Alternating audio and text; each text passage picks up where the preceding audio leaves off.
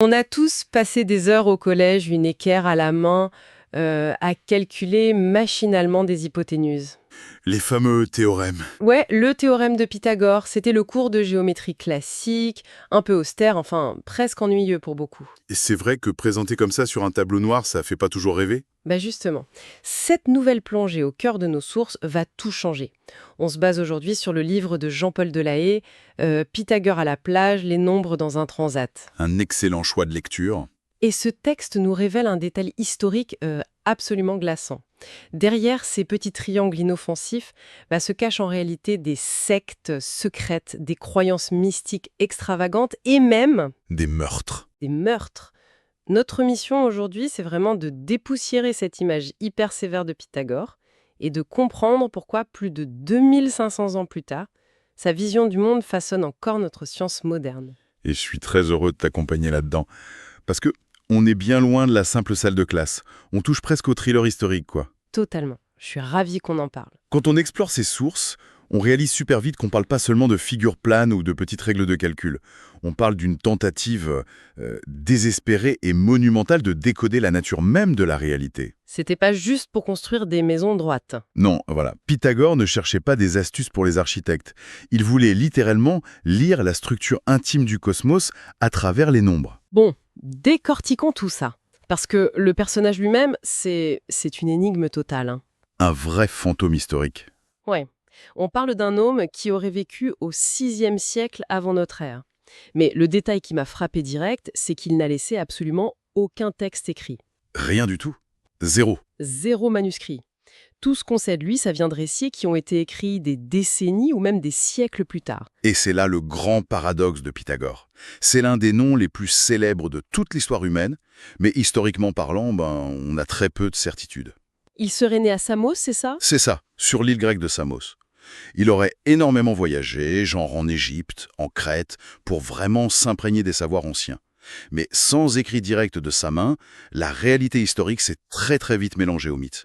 C'est le téléphone arabe de l'Antiquité. Exactement, et ça donne des choses assez savoureuses. Bah oui, parce que les mythes à son sujet, ils sont complètement fous, hein. Le livre rapporte des légendes totalement extravagantes.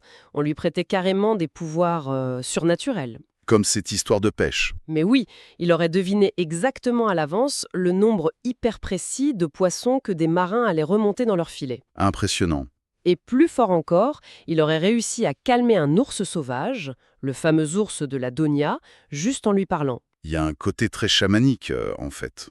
Et il ne faut pas oublier sa conviction inébranlable en la métempsychose. Ah oui, la réincarnation des âmes? Voilà, il affirmait, et avec le plus grand sérieux du monde, qu'il se souvenait parfaitement de ses vies antérieures, qu'il avait été un guerrier pendant la guerre de Troie, puis un pêcheur. C'est fou de se dire que le père de la rigueur mathématique croyait à ça. Ça nous déroute complètement, nous, avec nos esprits modernes. Ce mélange de génie analytique et de mysticisme pur. Mais le plus déroutant, enfin le plus sombre surtout, c'est la communauté qu'il a fondée. À Crotone. Ouais, vers 530 avant notre ère, dans le sud de l'Italie actuelle. Franchement, en lisant ça, j'ai cru lire le scénario d'un documentaire sur les pires dérives sectaires. Ce qui est fascinant ici, c'est la structure même de cette école pythagoricienne. Il y a un contraste immense. C'est-à-dire? D'un côté, c'était une communauté incroyablement progressiste. Elle acceptait les femmes sur un pied d'égalité totale avec les hommes. Pour l'Antiquité grecque, c'est une modernité frappante. C'est génial sur le papier, mais de l'autre côté, De l'autre côté, c'était une secte pure et dure. les membres devaient céder la totalité de leurs biens matériels à la communauté, hein. Un communisme absolu. Et surtout, il y avait la règle du secret. Révéler les enseignements de l'école aux personnes extérieures, c'était le crime suprême. Il y avait une solidarité inconditionnelle entre eux, presque fanatique. Et comme souvent avec ce genre de groupe qui s'isole, ils cultivent le secret, mais en même temps, ils accumulent beaucoup d'influence politique dans la région. Ce qui n'a pas plu à tout le monde. Pas du tout. Ça a fini par très mal tourner. Cette dimension sectaire a suscité une immense paranoïa chez les populations locales. La rancœur est montée et ça s'est terminé dans le sang. Avec des émeutes et des incendies criminels, c'est ça? Voilà, beaucoup de pythagoriciens ont péri dans les flammes à Crotone. C'est quand même un destin super dramatique pour des gens dont le projet de base, c'était de chercher la vérité mathématique. C'est tragique, mais leur héritage intellectuel, lui, a survécu au feu. Et heureusement, parce que au cœur de cette secte, il y a une philosophie fondamentale très poétique. C'est l'idée que tout est nombre. Une idée révolutionnaire. Mais attention, Pas n'importe quel nombre, uniquement les nombres entiers positifs, les 1, 2, 3, 4.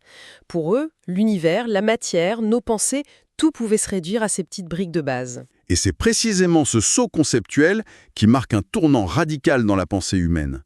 Avant eux, face à un phénomène naturel incompréhensible, on inventait un dieu. La foudre, c'est Zeus. Exactement. Mais l'approche pythagoricienne pose la première vraie pierre de la physique mathématique moderne. Ils affirment que la nature suit des règles strictes et que ces règles sont des proportions mathématiques. Ils ont fondé la science sans le savoir. Des siècles plus tard, des géants comme Archimède, Galilée ou Newton ne feront qu'appliquer cette même intuition. L'idée que le monde abstrait peut modéliser le monde matériel. Et la preuve la plus spectaculaire qu'ils ont trouvée, elle vient d'un endroit inattendu. Elle vient de la musique.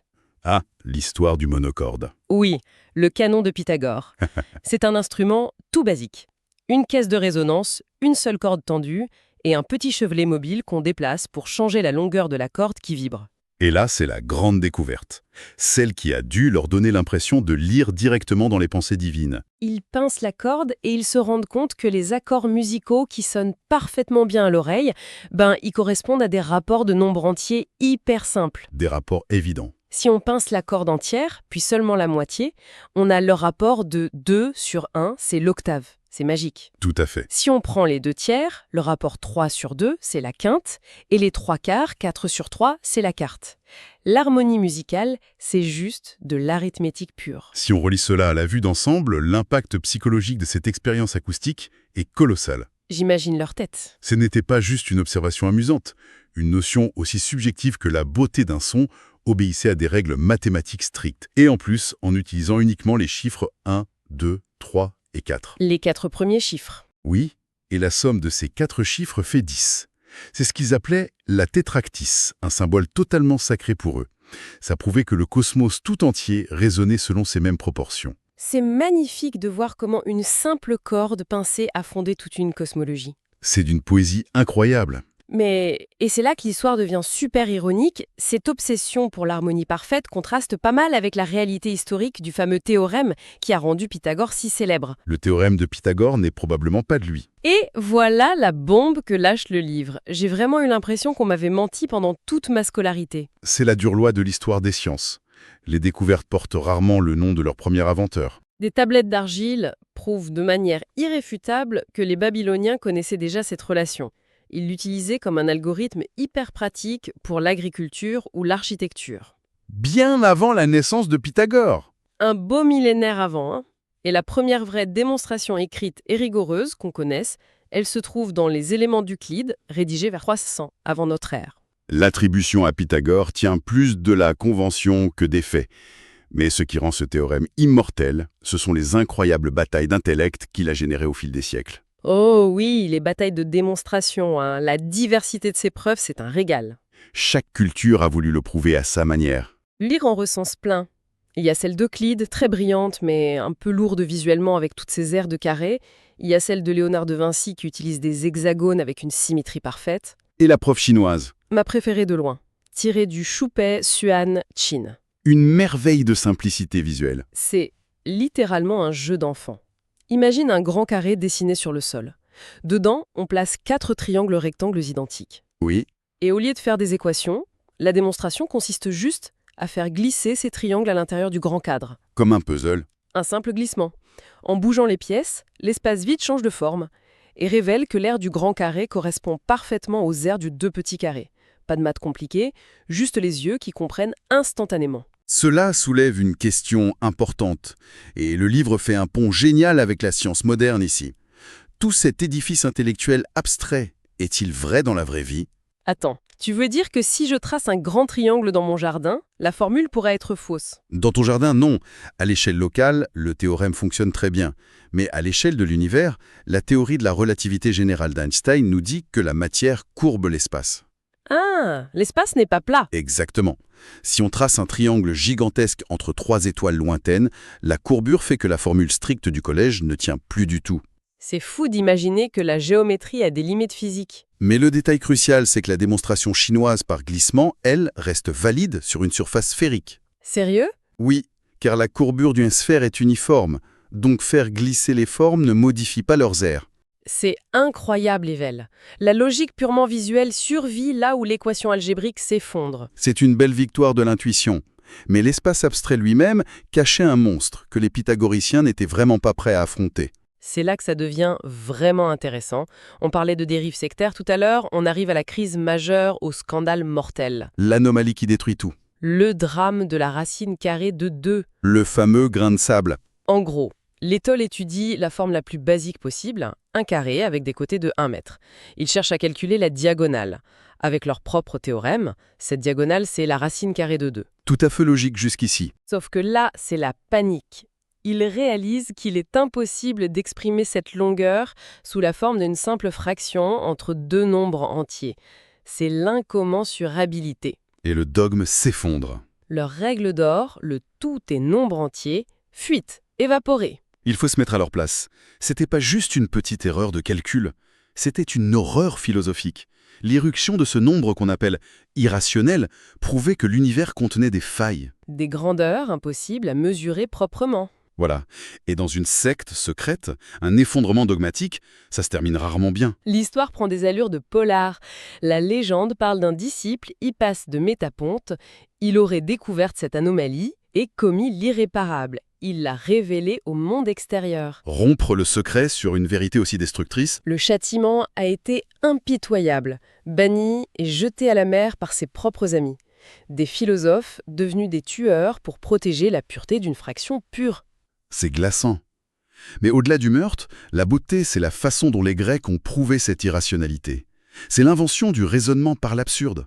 L'idée, c'est de dire « supposons que ce soit possible » et de foncer droit dans le mur de la contradiction. Exactement. Le livre détaille 2 approches. La preuve arithmétique d'abord, on imagine que la racine de 2 est une fraction irréductible très simple. Et en jouant avec, on se rend compte que le chiffre du haut et du bas doivent être pairs. Oui. Et si on divise, la nouvelle fraction doit encore être composée de nombres pairs, à l'infini. Ce qui contredit le fait qu'elle soit irréductible au départ. La boucle infinie qui prouve que c'est impossible. Et l'autre preuve, c'est celle de Stanley Tenenbaum et John Conway, purement géométrique. Brillante. Conway montre géométriquement qu'en essayant d'emboîter des carrés entiers les uns dans les autres, ça crée un chevauchement éternel au milieu, un zoom sans fin. La leçon philosophique de ça est vertigineuse. Ces preuves montrent que le monde mathématique résiste à la volonté humaine. On découvre les lois, on ne les invente pas pour nous faire plaisir. Une vraie leçon d'humilité. Ce qui m'amène à un autre paradoxe hyper frappant. Ces génies de l'Antiquité élaboraient des preuves folles, mais leur façon d'écrire les chiffres quotidiens était catastrophique. C'était un cauchemar absolu. Les lettres grecques, les chiffres romains, essayaient de poser une multiplication avec des V, des X et des C.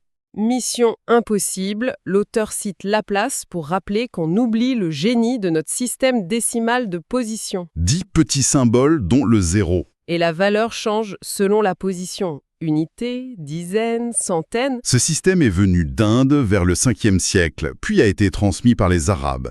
C'est ça qui a libéré la puissance de calcul de l'humanité entière. Et ça donne des astuces de calcul magiques, ces fameux critères de divisibilité. On connaît tous la division par 3 ou par 9. La preuve par 9. Et pour 4, on regarde les 2 derniers chiffres. Mais le critère pour la division par 11 est génial. Un excellent exemple de cette élégance. Prenons un nombre amusant, 1 234 321.